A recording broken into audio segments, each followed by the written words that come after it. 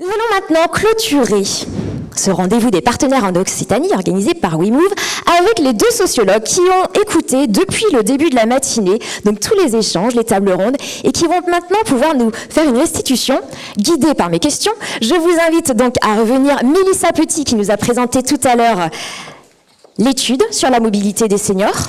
Et nous avons aussi Vincent Karadec, sociologue spécialiste des questions de vieillissement et professeur à l'Université de Lille. Mais écoutez, je vais me mettre là. On va changer.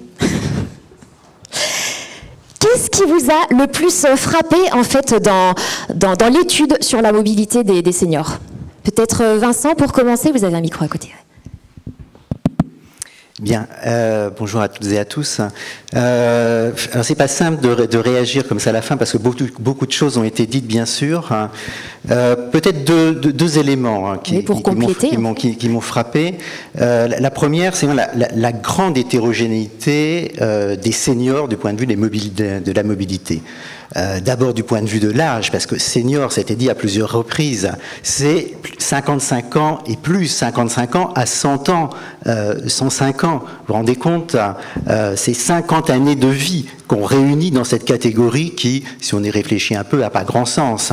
Quand on prend les 55-64 ans, c'est des gens qui, pour la majorité d'entre eux, sont encore en emploi. Si on prend les 75 ans et plus, ce sont des personnes qui, pour un certain nombre d'entre elles, vont commencer à connaître des fragilités. Donc il y a cette hétérogénéité sur l'âge, et puis il y a l'hétérogénéité qui tient au milieu socio-économique, qui tient aux ressources économiques. La mobilité, elle a un coût, qui tient aussi au mode de vie. La mobilité, elle s'inscrit dans une trajectoire antérieure de mobilité. Ça, c'est pour le premier élément. Le deuxième élément, c'est qu'on constate dans cette recherche comme dans les autres qu'il y a une frange de la population âgée qui mérite tout particulièrement notre attention. Ce sont les personnes âgées ici qui sont très peu mobiles et c'est davantage présent d'ailleurs dans la plaquette de présentation de la journée que dans les PowerPoint tout à l'heure, mais on voit qu'il y a 11% des 75 ans et plus qui sortent moins d'une fois ou qui se déplacent moins d'une fois par mois. Et dans d'autres enquêtes, je pense en particulier à l'enquête CSA Petit Frère des Pauvres, on voit qu'il y a une frange de personnes âgées qui n'ont pas ou très peu de relations sociales, qui vivent dans une sorte de mort sociale. C'est 300 000 personnes dans cette enquête des Petits Frères des Pauvres, de gens qui n'ont quasiment aucune relation sociale. Pas de famille, pas d'amis, pas de voisins. Et 900 000 qui en ont très peu, seulement avec des voisins. Et donc, il y a cette frange qu'il faut absolument prendre en considération, quel que soit le type de politique, d'action publique que l'on veut mener. Très bien, merci. Mélissa, aussi un mot à ajouter sur ce qui vous a le plus frappé dans cette étude, que vous avez vous-même présentée en plus. Oui, alors plus pour compléter, parce que je vais pas redire ce qui a été dit, en effet, et qui mérite totalement cette attention sur l'isolement d'un certain nombre de personnes, alors là, très âgées et dans l'étude de CSA Petit Frère des Pauvres, c'est aussi mention sur les 75 et plus et cette attention. Moi, ce qui m'a marqué, c'est le sujet de l'information, de la méconnaissance, où véritablement il y a un besoin de connaître les dispositifs qui sont mis en place, les solutions, et d'avoir une forme de lisibilité de ces sujets. Et le deuxième point qui a été un peu dit dans la première table ronde, c'est comment aller plus loin. Alors, comment aller plus loin, au-delà de l'enquête quantitative, et aller vraiment chercher le qualitatif, aller chercher dans ces détails du quotidien ce qui se joue, l'implicite, l'invisible, et les raisons, en tous les cas d'autres raisons et d'autres freins qui nous amènent à ne plus forcément être mobiles. Donc c'est, je dirais, à la fois une remarque et un ajout. Très bien. Aujourd'hui, en fait, on se concentre davantage, on le voit, sur le logement connecté pour les seniors. En gros, faire venir les services à eux, chez eux. Qu'est-ce qui pourrait être modifié? En quoi servirait une meilleure mobilité chez les personnes âgées, selon vous? Moi, je pense qu'il ne faut pas se contenter de faire venir les services à domicile. D'abord, parce que faire venir les services à domicile, quand on dit ça, souvent on pense aussi qu'il va y avoir une commande de ces services par des outils numériques, par Internet. Or, ça a été rappelé à plusieurs reprises, il ne faut pas oublier ce phénomène dont on commence à prendre conscience, qu'on appelle aujourd'hui l'électronisme, ou la fracture numérique, qui ne concerne pas seulement la population âgée, mais qui concerne en particulier la population âgée. C'est 20% des sexagénaires qui n'utilisent pas régulièrement Internet. Et c'est 2/3 des 85 ans et plus. Il faut avoir ces chiffres en tête. Il ne faut pas penser que tous les problèmes vont être résolus grâce au numérique et qu'on va pouvoir apporter tous les services à domicile. Il faut aussi, je pense, et c'est tout l'enjeu de la mobilité, que les gens puissent aller chercher les services, puissent se déplacer pour, par exemple, faire leurs courses. Les courses, c'est extrêmement important parce que ça a été dit à plusieurs reprises et Mélissa l'a évoqué tout à l'heure dans sa présentation. Faire ses courses, c'est se déplacer lorsqu'il y a un commerce à proximité. On sait bien que les personnes âgées sortent plus, des enquêtes l'ont montré, quand il y a des commerces à proximité. C'est se déplacer, c'est bon pour la santé et c'est maintenir le lien social parce que quand on fait ses courses, eh bien, on rencontre des voisins, on rencontre des amis et cet aspect-là est absolument à prendre en considération et ça va être un objectif majeur, me semble-t-il, que le maintien de commerce de proximité. D'accord. Et pour autant, est-ce que ce qu'on dit, par exemple, pour les 10 000 pas par jour, en étant réaliste, est-ce que c'est valable aussi est-ce que ça peut être valable pour les personnes âgées? Est-ce que c'est possible? Et bien sûr, il y a le digital d'un côté, il y a vraiment revenir à la réalité. Oui, alors ce mot d'ordre de 10 000 pas, on voit bien, c'est voilà, une logique de prévention du bien vieillir. Tout dépend de quel senior on est. Si on est un jeune senior, 10 000 pas par jour, très bien. Ça représente combien de temps à peu près, juste pour qu'on ait une idée, 10 000 pas par jour, c'est quoi? C'est une demi-heure de marche, c'est ça?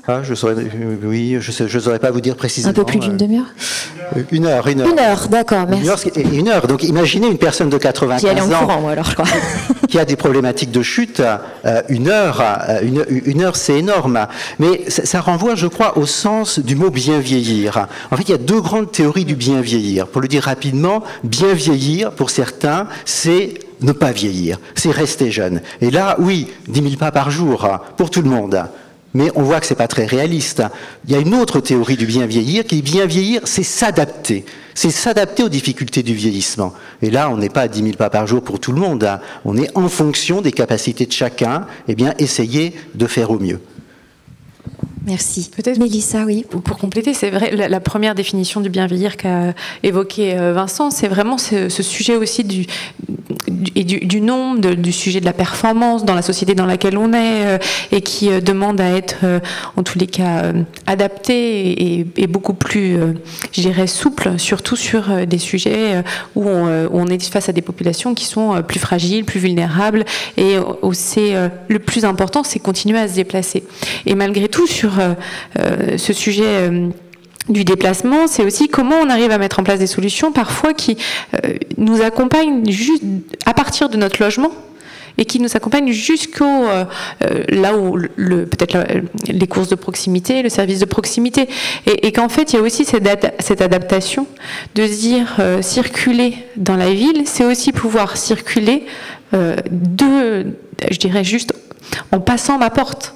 C'est-à-dire que je passe ma porte et je dois pouvoir être mobile et circuler jusqu'aux différents types de services et ne pas, je dirais, être dans cette désertification massive des services de proximité qui ne sont pas que les courses mais qui sont aussi de l'administratif. Et sur le premier point qui était l'habitat connecté, oui. Il me semble qu'un point aussi qui a été dit ce matin, c'est ne pas perdre l'humain. Et l'humain est essentiel dans tous les dispositifs qui sont mis en place. Et la technique, la technologie, le numérique est là vraiment, je dirais, comme un appui. Et pour faire un exemple, on le voit que la téléassistance est surtout, en tous les cas, sert pour bien sûr pour les chutes, mais malgré tout, il y a un nombre d'appels de courtoisie assez importants qui sont primordiales. Voilà, besoin du lien. Est-ce que vous pensez qu'on permet à la population de vieillir, de mieux vieillir maintenant? Est-ce qu'en tout cas, l'enjeu du vieillissement de la population est maintenant assez pris en compte par l'opinion publique et de fait par les politiques? Alors, je crois que la réponse doit être nuancée. La question du vieillissement commence à être prise en compte par les politiques publiques de manière évidente. Bon, c'est pas, d'ailleurs, c'est assez ancien, le rapport Larocque qui marque le début de la politique de la vieillesse, c'est 62.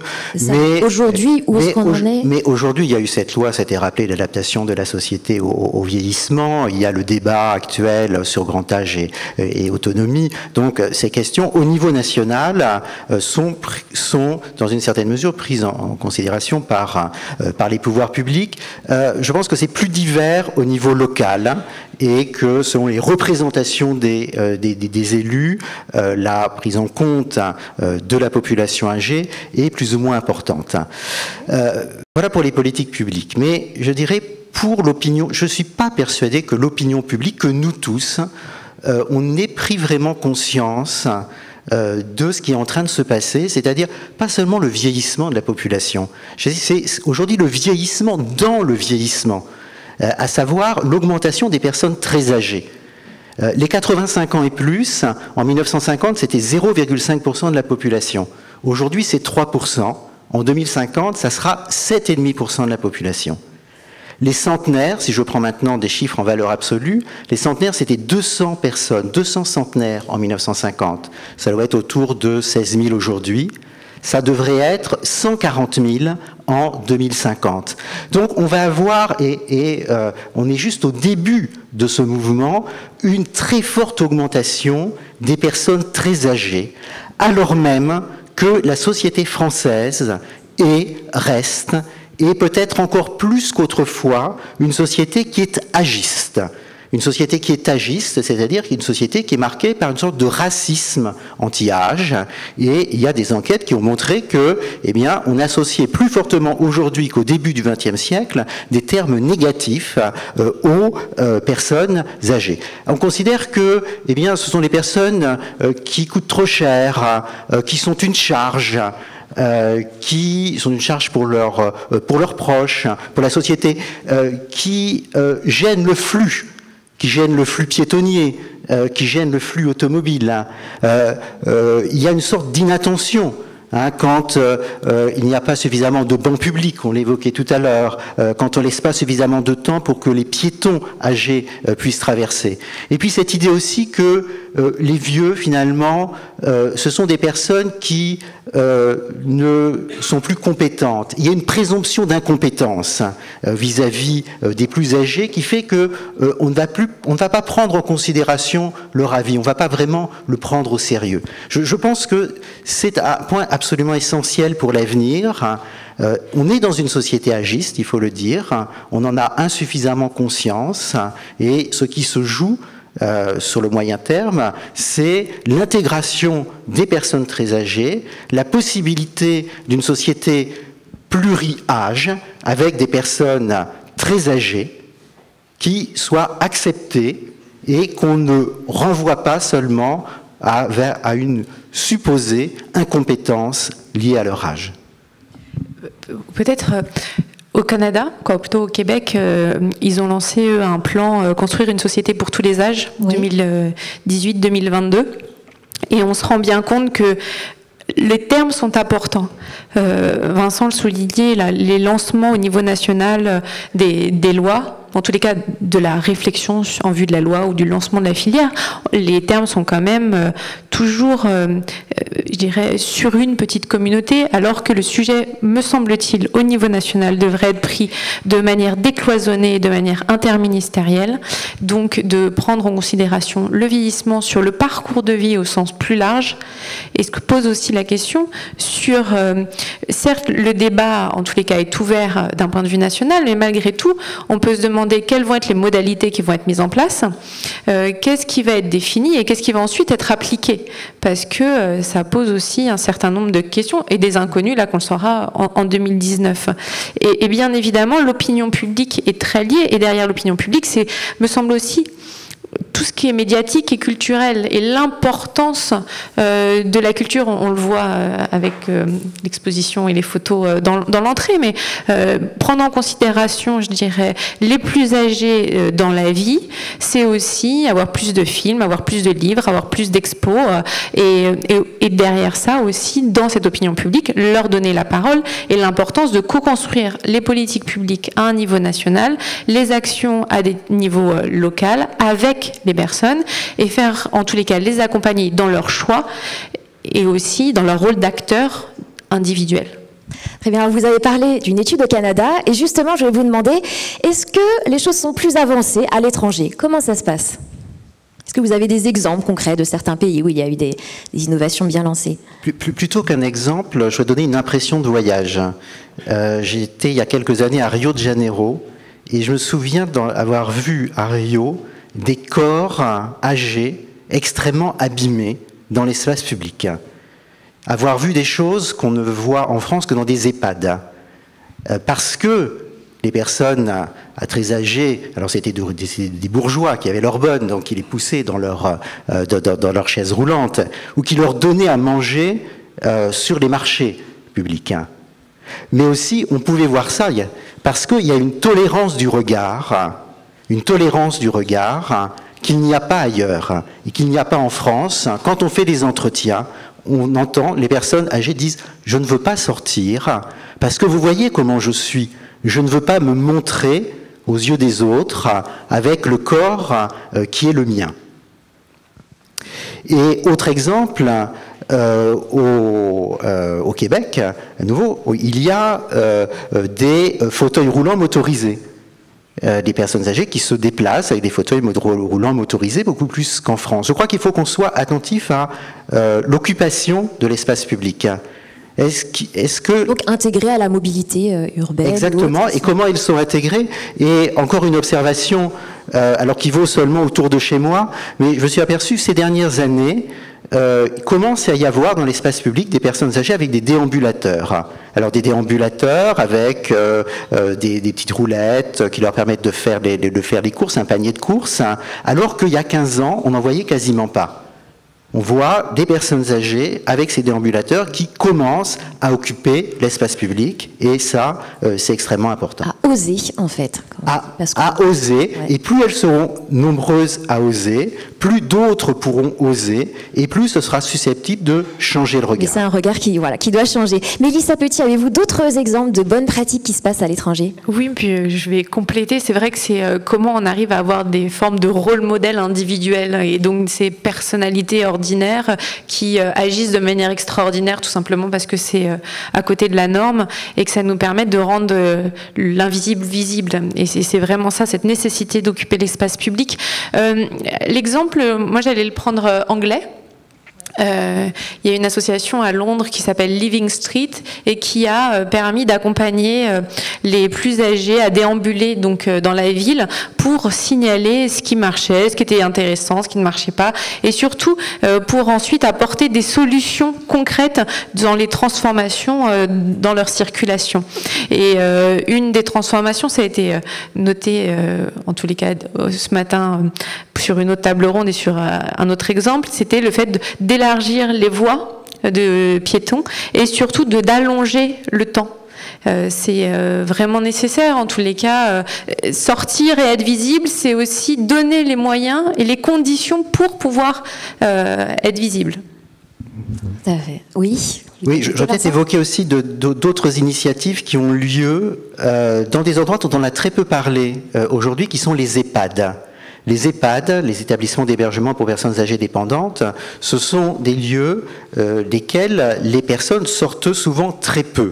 Or, il y a aujourd'hui tout un ensemble d'initiatives qui aident les personnes à sortir. Par exemple, pour les amener à la piscine. Par exemple, pour les emmener en vacances. Et les retours d'expérience sur les personnes très âgées d'EHPAD qui vont en vacances sont extrêmement positifs. Ou encore, pour prendre un exemple d'un EHPAD qui est proche donc du lieu où je travaille, à Lille, cet EHPAD a acheté, grâce à la Fondation de France, un triporteur, donc un vélo avec une plateforme devant qui permet d'installer un fauteuil, et ce triporteur est prêté aux familles pour aider pour leur permettre de promener leurs parents âgés.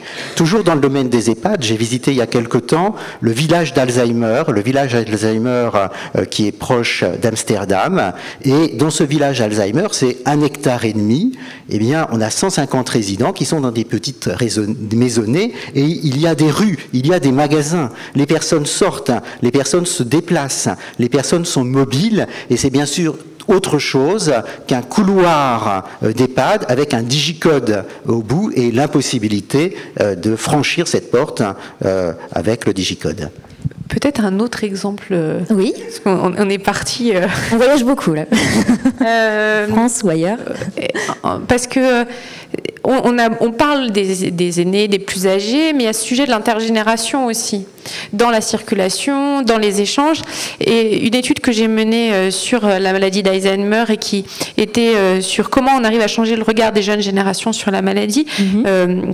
Une des expérimentations qui avait été, en tous les cas qu'on allait étudier, c'était le fait de partir en une semaine avec des personnes atteintes de la maladie d'Alzheimer et des enfants de l'école primaire, donc une semaine en voyage scolaire. Et on voit qu'il y a ce sujet de sortir de là où on est, de pouvoir se rencontrer, et ça c'est vraiment des enjeux aussi de mobilité. Très bien, et de pouvoir familiariser aussi du coup les enfants. Bien sûr. Et on parlait d'éducation tout à l'heure. Alors lors de la deuxième table ronde, vous l'avez entendu, on a fait vraiment un focus sur la mobilité en zone peu dense. Est-ce que vous auriez des préconisations à donner aux acteurs de la future expérimentation qui va se faire en 2019 ?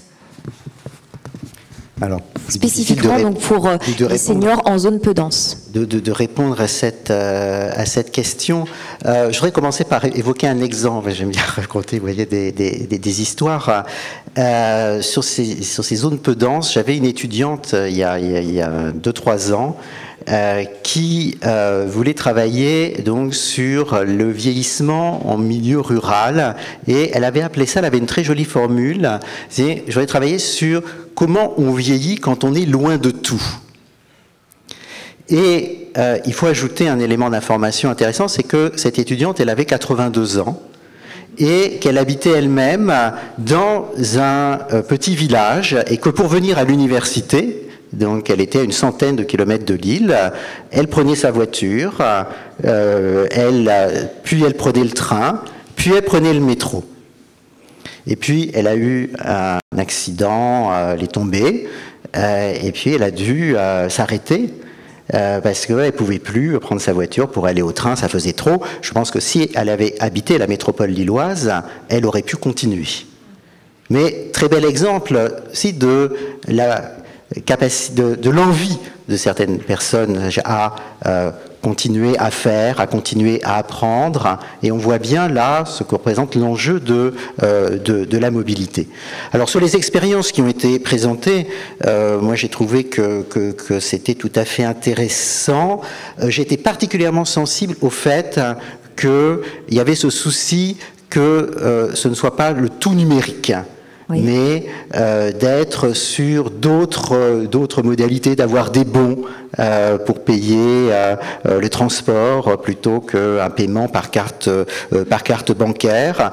J'étais très sensible aussi au fait que dans l'expérimentation d'Atchoum, il y avait un groupe de travail local dans lequel les personnes âgées, les usagers étaient présents, parce que je crois qu'il faut prendre l'avis des usagers, il faut prendre l'avis, il faut monter tous ces dispositifs avec les personnes très âgées. J'étais pendant plusieurs années, j'ai participé au comité personnes âgées de la Fondation de France autour d'un appel à projet qui s'appelle « Vieillir, acteurs et citoyens dans les territoires ». Et un des critères essentiel pour financer ou non les projets, c'était est-ce que les personnes âgées sont partie prenante du projet, est-ce qu'elles sont à l'initiative ou si elles ne sont pas à l'initiative, est-ce qu'elles ont été impliquées suffisamment tôt dans le projet? Et il me semble que c'est un aspect tout à fait essentiel.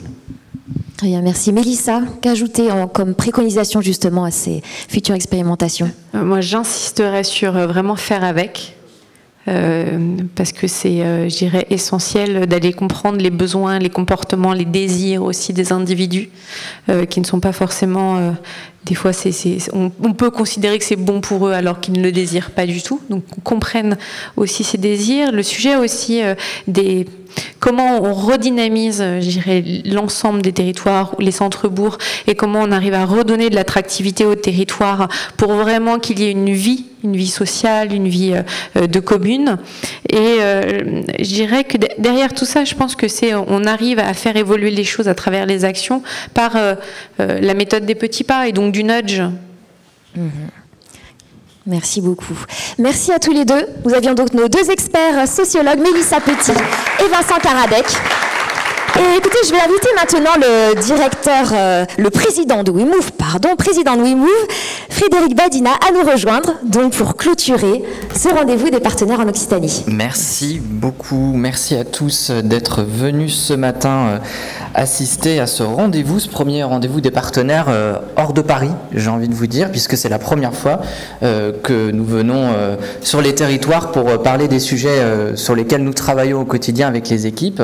Et pour cette première fois, on a choisi de se focaliser sur les seniors parce que effectivement, il y a cette étude que vous avez conduite grâce à G2R pour produire un petit peu de la data, de la donnée sur les seniors, comment les seniors se déplacent, de quoi ont-ils besoin aujourd'hui et comment on peut mieux appréhender leurs besoins du quotidien.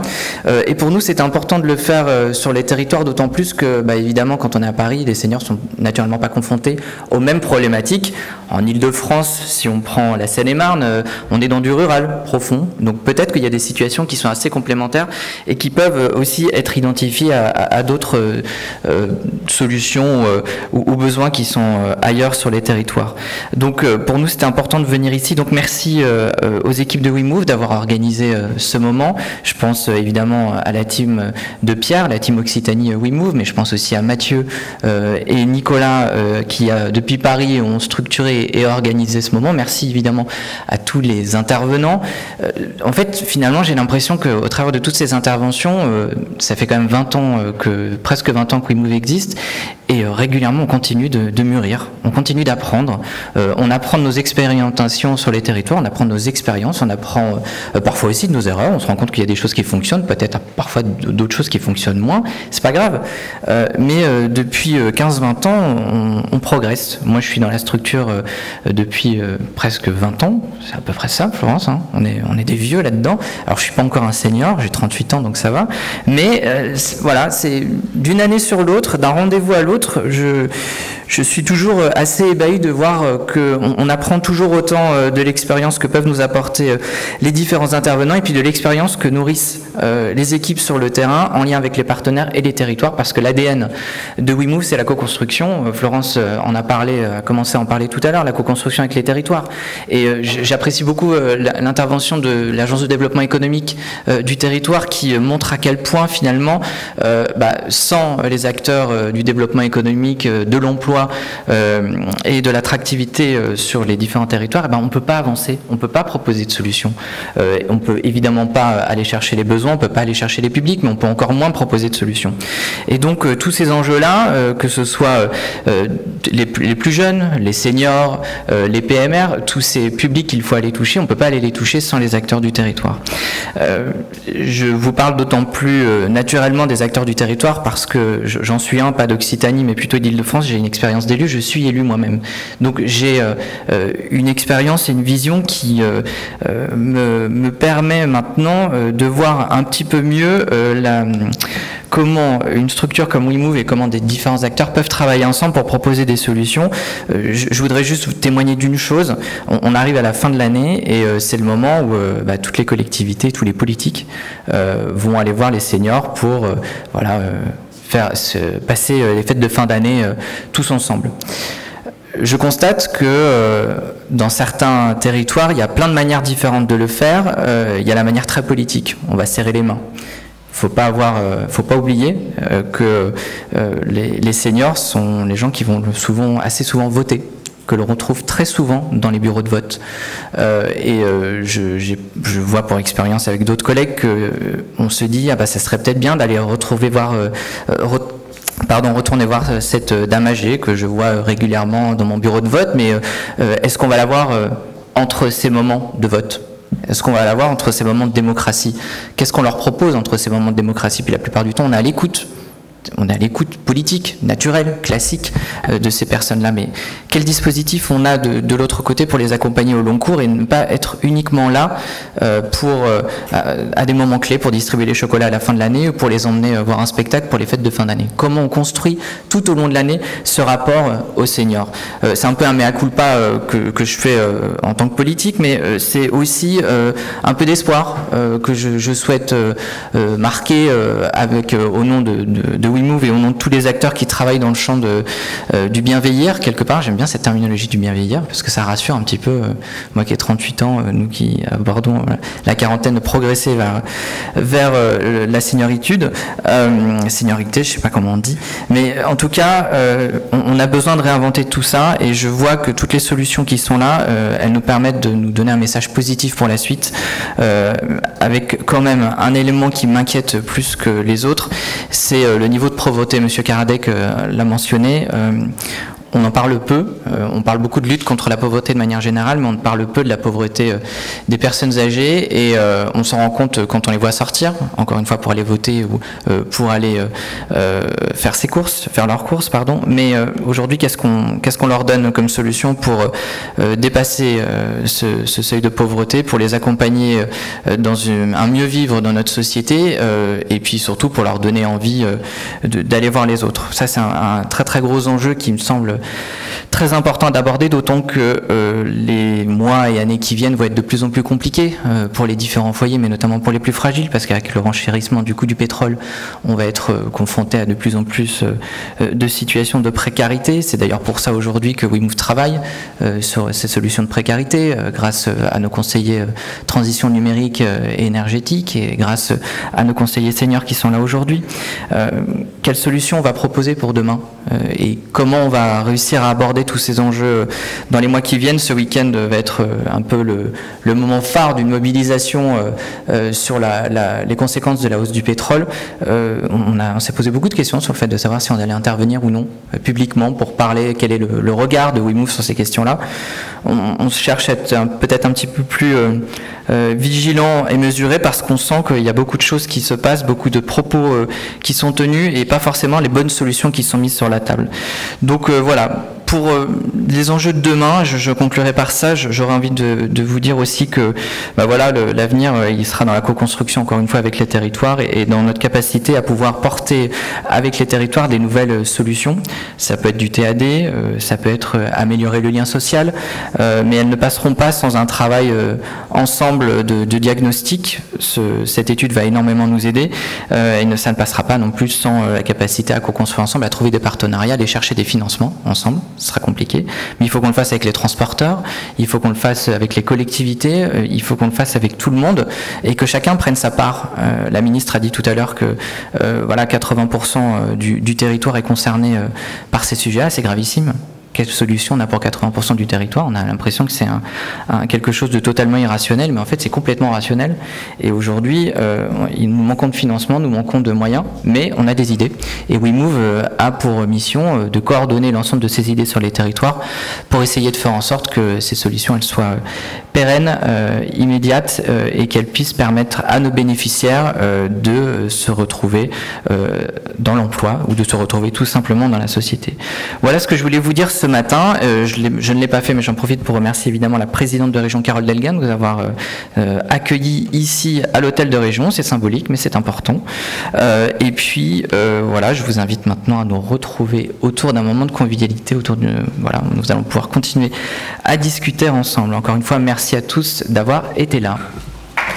Merci à tous, effectivement. Merci Frédéric Badina, président WeMove.